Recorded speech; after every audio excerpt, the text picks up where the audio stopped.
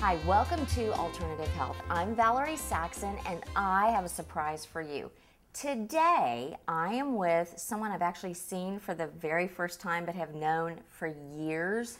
You know anybody like that? You know, that maybe you've done business with them or known them through a friend and talked to them and emailed and all that good stuff. And then you finally get to see them face to face. Well, guess what? That's what just happened to me, and it's going to happen to you. I am with my years and years of friendship and business and relations and all that good stuff, Roger Bezanis. I said that correctly, That's right? Correct. Roger, Thank you for coming face to face. My pleasure. Across the country. And what's amazing about Dr. Val is she looks even better in person. I mean, in other words, you've seen her on camera. She's remarkable, unbelievable. So. Well, you are so going to get some kind of tip or royalty or something. I didn't even pay him to say that, but I'm going to afterwards. Well, anyway, that was good. Thank you very much. And I'm so excited because the reason I asked Roger, because after we've talked for years, is that we were talking recently about just, of course, the way our body works. And Roger's written a new book that's just come out recently, which everybody in my office and my children and everyone is so excited that I've even barely mentioned it to, because it really is uncharted territory. By and large it is.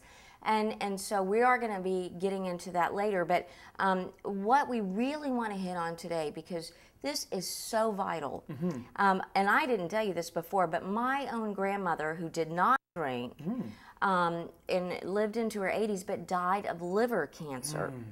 We're going to be talking about eliminative organs. We're going to be talking about the liver. We're going to be talking about our kidneys. And as I've shared with everybody out there in TV land, that I've had a lot of stress in my life in the past few years, that, you know, the kidneys, how important that is, and adrenals, and lower back pain, and et cetera, how important it is to take care of those eliminative organs. Because, you know, I've said to this day that my grandmother, who, yes, she ate some fried food, but really ate, you know, from the earth, and they grew up on, you know, a bunch of acreage and had her own chickens. You know, I remember out there wringing their necks and all that stuff. And never drank, but here died of liver cancer. So I always took it back to the fact that she was on different medications, which are all metabolized in the liver. Of course. Which I always call the liver the distribution center. Or call it the washing machine of the body. I love that when you said that. So here we're going to go. From this moment, Roger's going to take it with the washing machine of the body. So does this mean we need to get our Tide out or something like that? Well, that would be a little harsh. But the liver regulates everything that comes into the system. In fact, or on, correct? The system. Oh, yeah. Well, listen how this works. See, when we are conceived, the first two cells that split become the rudimentary kidney and liver. Every organ that's developed after that is then dependent on either the liver or the kidney for its waste removal. So when you're talking about the two organs that you've got to take care of, and I mean, you've got to really think about this and intend to do it. It's the liver and the kidneys. So the liver, everything that comes into the system, whether it's eaten or through the skin, inhaled, is going to be filtered up to the liver, where it receives its washing treatment. Right. And either it's turned into something useful like food or kicked out of the system as waste. Except that's not the way it works. Think of the liver as a typist. If a typist could only handle 50 pages of work a day, and we started giving it 70 pages of work a day, what would happen to those other pages? Would they get done? No. Well, what would the typist do? Would the typist put them on a chair or a shelf somewhere? It starts storing it, right? Right, that's exactly right. And that's what the fatty tissue and the muscle tissue is throughout the system.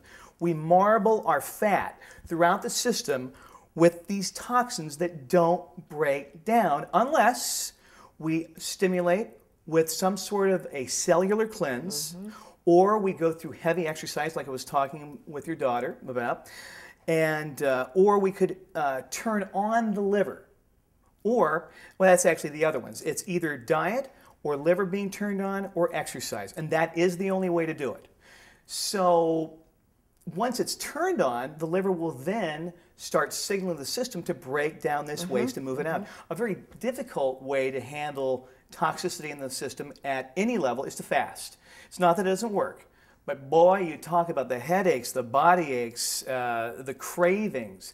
It's difficult. It's difficult, but I just want to throw in here real quick that the Bible even says, though, by fasting your health will spring forth speedily. Oh, yeah. And I always tell people, you know, if you can do it and do it right and do it with right juices, and I know you were drinking juice when you came in, right fresh juices and, you know, the right protein shakes and that kind of thing, that is a great place to start, as well as herbal cleanses and so forth to go along with it. Sure. That takes it all the way back to the beginning of time. Exactly. Yeah, and that's where we want to get to. What did God preordain and pre-orchestrate to get these bodies taken care of properly so that they work the way that He designed them, the original blueprint? Exactly. I'm sorry, right. I just wanted to jump in there. Go. Well, so once we start to begin getting a liver that's overwhelmed and waste filtering into the system, we get a myriad of symptoms. Some common ones are headaches, eye irritation, sinus congestion. You were mentioning earlier that sinuses have been a little off. Sinus congestion. Every itch we've ever had has been the result of toxicity and the liver telling us it was irritated. In other words, when we get, say we get poison ivy or poison oak, well, the skin is regulated by the liver. So, by the way, what does allopathy do? Medical science, drugs and surgery. Absolutely. What they do. Put a Band-Aid on it. Well, no, they turn off your immune system. Yeah. In other words, if you get poison ivy, poison oak, oh, we're going to use steroids, we're going to turn this thing off. So it's important to not turn off the immune system when your system isn't running well. Boost it up, turn it back on. So that's the important thing to do. Well, I could never stress to people enough, and as I started out talking about my grandmother, but your liver, it's not only going to get rid of those toxins, it's everything. When you are toxic, some of the things that you mentioned, of course, I always told people look for little red spots that they'll see on their skin. Strawberry marks. Yeah, and things on their tongue and geographic tongue, of course, that having to do with the GI tract as well, where it looks like there's like a road map going through their tongue, and it's not nice and pink, you know, clear digestion. Waking up at night is another thing that I tell people, you know, and when I used to do a lot of one-on-one counseling, you know, reading through charts, and I, you know, just looking, and you're saying, okay, well, the liver, and and then going through that, and you know, and you say, so do you wake up about 2 or 3 in the morning? And they kind of go, how'd you know? Insomnia.